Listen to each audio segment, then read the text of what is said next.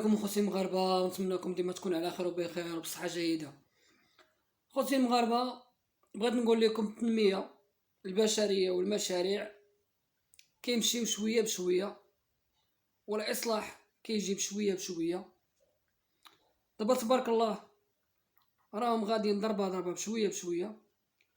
كاين بزاف ديال الاصلاحات هما غاديين فيها، وان شاء الله 2029 المغرب غينظم كاس العالم للانديه في المغرب.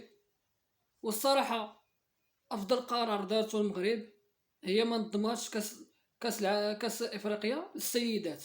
ما نظماتوش، اعتذرت للكاف، قالت لهم انا ما غنظمش افريقيا صافي. هما الدور ديالهم شنو كانوا باغيين يديروا في هاد كاس افريقيا؟ الدور ديالهم كانوا باغيين يشوهوا السمعه ديال المغرب قدام العالم. كي كنتي مثلا عطيتيهم كاس افريقيا، عطيتيهم المغرب وداه المغرب والممثل ابراهيم دياز ماركا داك البيلانيتي، كرا داروا الكارثه في التيران. يعني هما جايين المنتخبات الشمال افريقيا كاملين جايين باش يخربقوا تنظيم المغرب، ولكن المغرب عاق بهادشي اللي باغيين يديروه. وخدات الكاس السنغال ماشي مشكل دي السنغال، ولكن حنا دابا عرفنا النوايا ديالهم. دابا كاس افريقيا ما ينظموهاش المغرب، وكاع اي حاجه كتنظم في افريقيا ما صالحاش للمغرب، هي خصها تبقى في افريقيا، حيت المغرب دابا خدام كيصلح بلادو وباغي يرجع بلادو اقوى دوله في العالم، غادي شويه بشويه. يعني الافريقيين ملي كانوا جايين ما جايينش يلعبوا الكره ولا يديو كاس افريقيا بالكره، ولا هما مولفين باغيين يعني يشوهوا السمعه ديال المغرب. يعني غنديوها هاد الكاس صحة، غنديوها. هما قبل من النهاية ديال كاس افريقيا خرجوا ببلاغ قال لك اسيدي المغرب حكاك، زعما خرجوا ببلاغ قبل بحال اللي كيوجدوا الا وقعت الهزيمة وقعوا شي احداث في النهاية، يعني يكونوا هما عندهم باش يدافعوا على راسهم.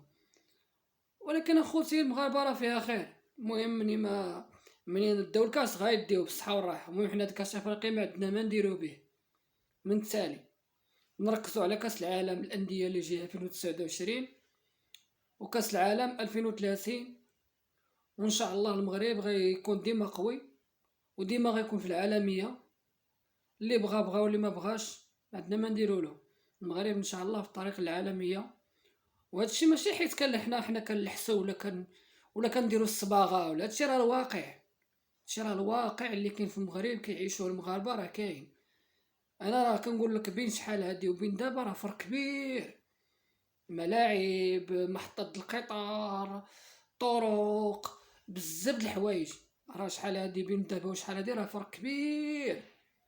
المغرب راه غادي بداك الشي ديال مثلا تولي المغرب بحال الامارات بحال قطر، يعني غتولي دولة متقدمة. وان شاء الله ونتمنوا الخير للمغرب وديما مغرب، والله يحفظ لينا بلادنا. ونبغيو المغرب ديما المغرب نبغى تكون في القمة. حنا هذا هو الحلم ديالنا، المغرب يكون ديما في القمة. وما عندنا ما نديرو حتى شي واحد. حنا كندافعوا على بلادنا، ما عندنا حتى شي واحد، ما عندنا حتى شي مشكل مع شي واحد.